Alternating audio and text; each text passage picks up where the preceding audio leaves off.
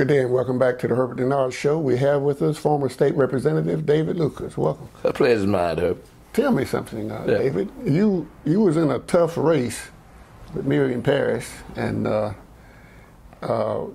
we didn't make it. What could you do different the next time around if you run again? Well, first of all, I wouldn't do anything different, Herbert. The odds stacked against me. I mean, Republicans came out in Republican precincts. If you look at it, they turned out over 65% and voted 9-1 against David Lucas. It's quite obvious that Alan Peake and the chairman of the Republican Party in Macon, Eric Erickson, Mal Rickard, Amy Martin, them spread it, the big lie that David Lucas was this demon. I'm trying to find out. Can it be, especially, 3 hours a day, 5 days a week, and you're talking about David Lucas? I'm this bad guy. Kenneth Bergamy wrote an article August 21st that said that white business folks in Macon did not want to make David Lucas or Robert Brown mad, so they took crumbs from the tables at the state capitol. There were a number of crumbs at the table when Republicans took over. And I'm trying to figure out, when did white business folks come to David Lucas or Robert Brown about any major project in Macon to seek our support? That was a total lie. So, when I look at the folks who try to say that David Lucas is a racist, these folks' granddad and their great-granddad created the word racism. I didn't create it. That's right. David Lucas, would you run again for state senator the next time around? It's less than a year. Well, that question is up in the air. Right now I'm enjoying spending time with my grandkids and working on the A.I. Lucas Scholarship Fund, which we will have next year, and we will give out over $7,000 in scholarships, new scholarships to kids coming out of high school to go to either technical schools or to college. And we also have kids who are in school, and we try to provide them extra money during the years while they're still in college. How do you get the money for the A.I. Lucas Scholarship? From foundations, and then we raise some from the banquet. People have been generous and donated because we run it through the Community Foundation, which is a nonprofit. David Lucas doesn't touch the money. It goes directly to the Community Foundation, writes the check for the kids when they go off to school. But you have not given consideration on seeking that position again? Well, Herbert, it's kind of hard to talk about what you're going to do. That's in the future. Yeah. But it would be another tough race if you decided to, I suspect. Tough how? To win. How?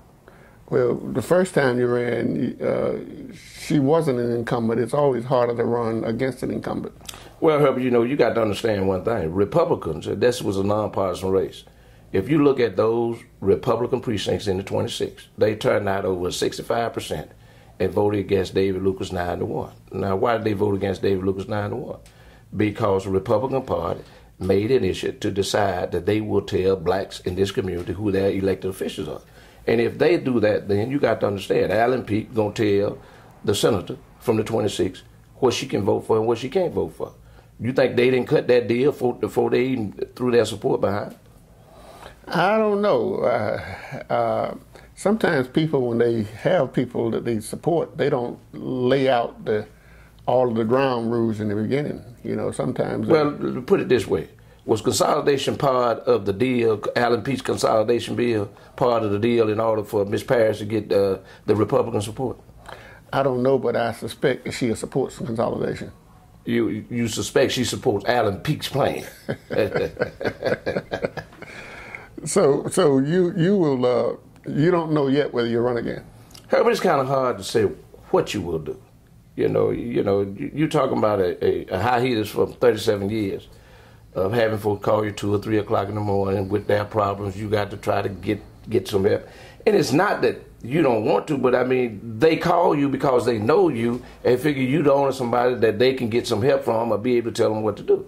Well, I'm not in that position now. Those 3 o'clock calls can go to the senator.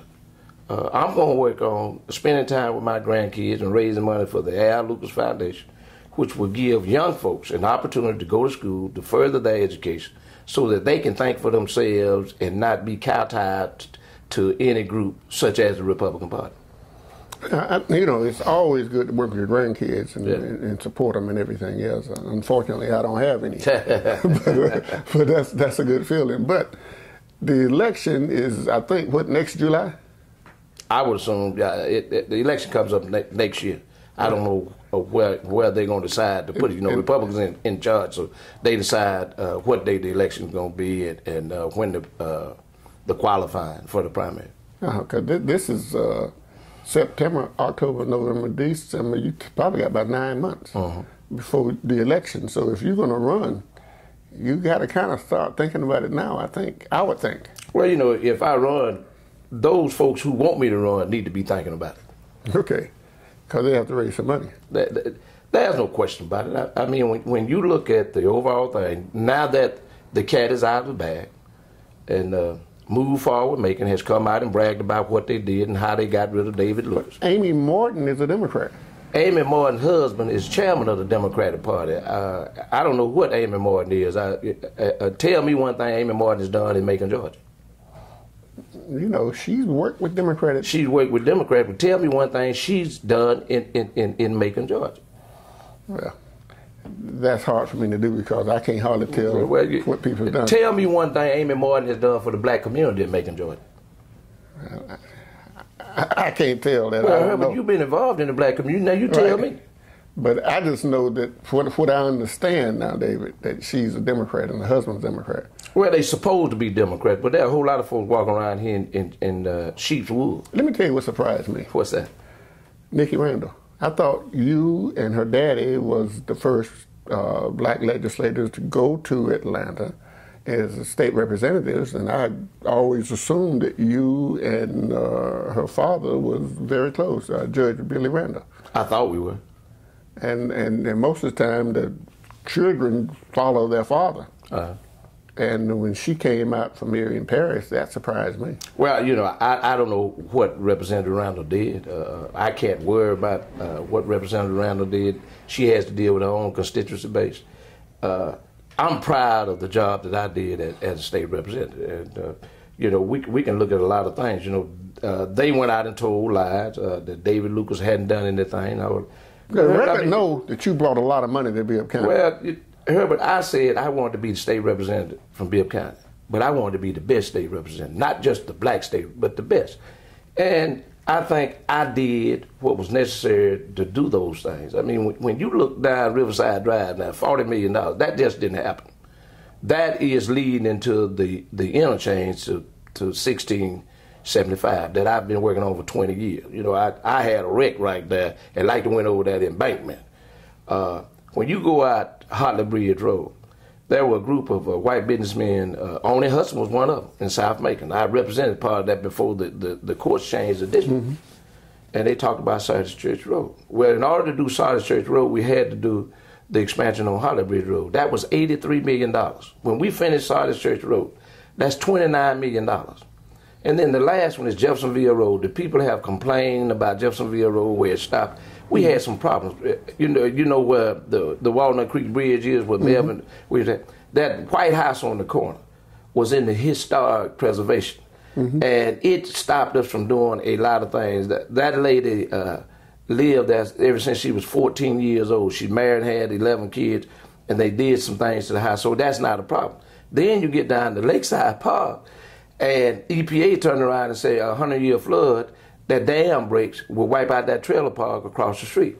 We have finally gotten that work out. In May next year, we will spend $10 million in acquiring the right-of-way.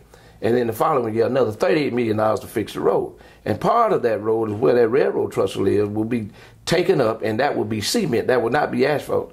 And what that is to help direct the water into that creek so the road won't wash away. So you're talking about $48 million just in the black community alone over there just to see by the road. Now, it's taken almost 20 years, but I never thought we would have the kind of problems of dealing with, number one, a house being on the historic thing, and then the EPA coming back talking about a 100-year flood. We've gotten all those things worked out, and next year you will see the work starting on Jeffersonville Road, which many blacks in that community have complained about that road.